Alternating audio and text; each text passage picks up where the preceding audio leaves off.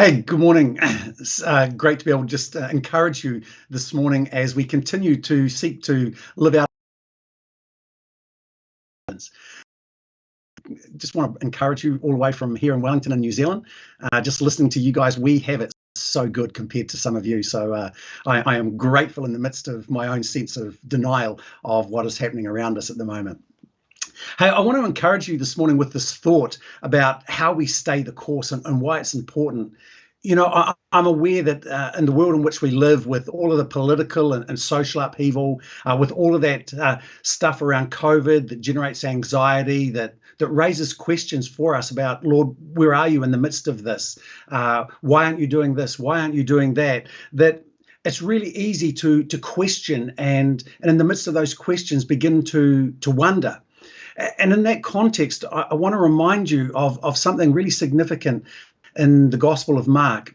I don't know if you're familiar with the Gospel of Mark, but right in the very middle of it, it changes direction in many ways. And the middle is like a key that Mark gives to unlock so much of what it means to live out of the kingdom. In Mark chapter 8, verse 28, or 27 really, Jesus is with the disciples. He's been around the Sea of Galilee. He's been doing all of those miracles, calming storms, multiplying food, all of those sorts of things. And he goes with his disciples. He leaves Galilee and he goes to the villages, it says, near Caesarea Philippi. And it says, as they were walking along, he asked them, "Who do people say I am?" Well, they replied, "Some say John the Baptist, some say Elijah, and others say you're one of the other prophets." And then he turns to them and he says, "But who do you say I am?" And Peter replied, "You are the Messiah." And the reason I think this is such a profound passage, and I think it's one that we should spend a little bit of time thinking about what it means for us today, is simply this, that it's not just a random question that Jesus asks. It's not like he's just walking along and just shooting the breeze with his disciples on a hot day and just turns and says, "Oh, what do people say?" Caesarea Philippi is a very particular place. He's gone there, I think, very deliberately. If you're familiar with the geography of Israel, it's up where what we would call the Golan Heights now. It's on the border with Lebanon. It's right up there. It's about as far away from Jerusalem as you could get and still be in the Promised Land. And here's what you may or may not know about Caesarea Philippi. It's basically where one of the headwaters of the River Jordan comes from.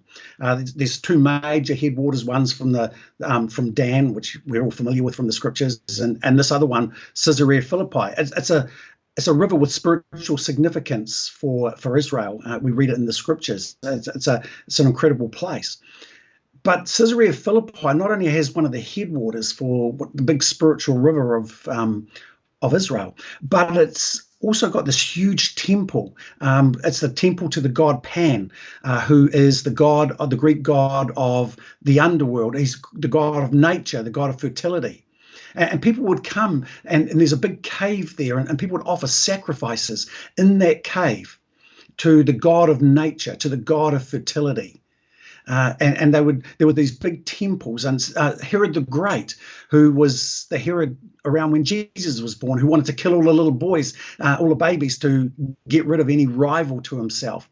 Herod builds this huge temple there to Caesar because Caesar worship's a big thing. And around this place, you've got all these other Syrian and Roman and Greek temples to these different deities. And as I say, it's right on the border. It's as far away from Jerusalem as you can get and still be in Israel. And it's in the shadow of these Greek, these Roman, and these Syrian gods, these strongholds that seek to draw people's attention and affection away from the kingdom of heaven to themselves, that Jesus turns to his disciples and says, "Who do you say I am?" And the reason I say that that's important, I think in the midst of the times in which we find ourselves, where we live in a world that does not share our values, and in fact, it's increasingly hostile to faith. In a place where good is called evil and evil is called good, a world that is increasingly divided and where we're polarized, and it feels like there's no middle ground.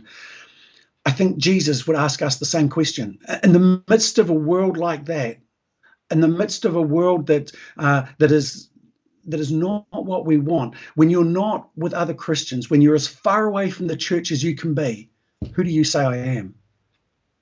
You see, I think Jesus was very deliberate in going to where he did, to the stronghold of the God of nature, for example, where he had already demonstrated his authority. And there Peter says, you are the Messiah. And in Matthew's gospel, Matthew says, Jesus turns to him and says, on your confession, I will build my church, and the gates of hell won't stop it.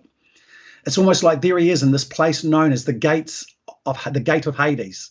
He declares that even that cannot stop his church when we live out of our confession of faith. Because from there, he journeys the rest of the Gospel of Mark to Jerusalem to face the cross.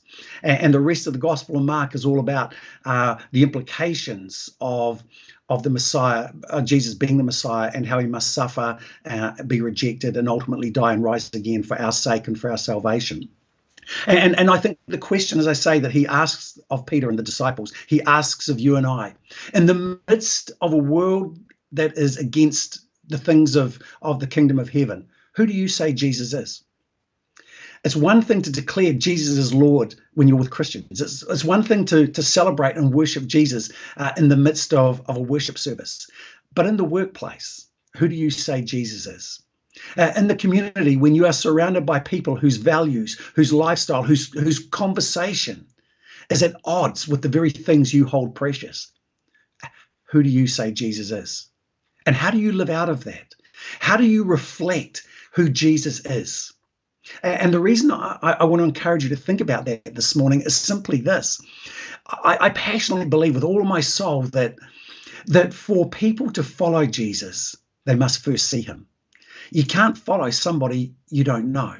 And the way that they're going to see Jesus is through you and I. The way that we live out of our faith, the way that we live out of our convictions, the way that we speak hope in the midst of this anxiety, in the midst of frustration, in the midst of all of the division that we see piling up around us in society today. How we see Jesus is going to shape how we speak, because Jesus said, out of our mouth comes what's in our heart. And so if we don't settle who is Jesus in the workplace in our lives, who is Jesus in hardship, who is Jesus when life is not going well, we're not going to speak out of that. And people aren't going to see Jesus. Jesus has called you to settle in your soul. Who is he in your life?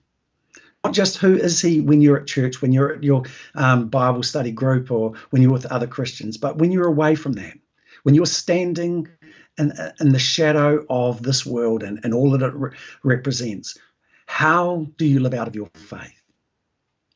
Because as you learn to live out of your faith, people will see Jesus. And as they see him, then they will begin to follow him. And so I just want to encourage you to take a moment and think, how does my life reflect what I believe?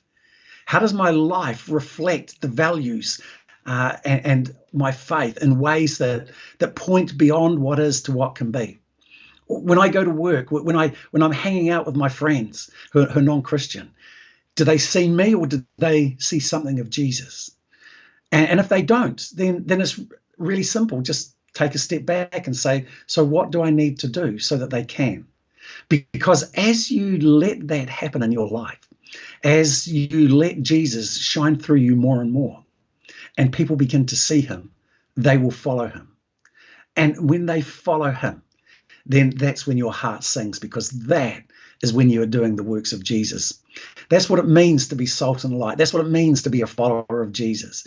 That's what it means to live out of his kingdom, to let people see less of you and more of him, so that when your time comes, when you stand in glory, heaven's going to erupt as you make your entrance, as they would when somebody enters an Olympic stadium after running a marathon and they're coming around to break the tape, because they know the effect that your life has had.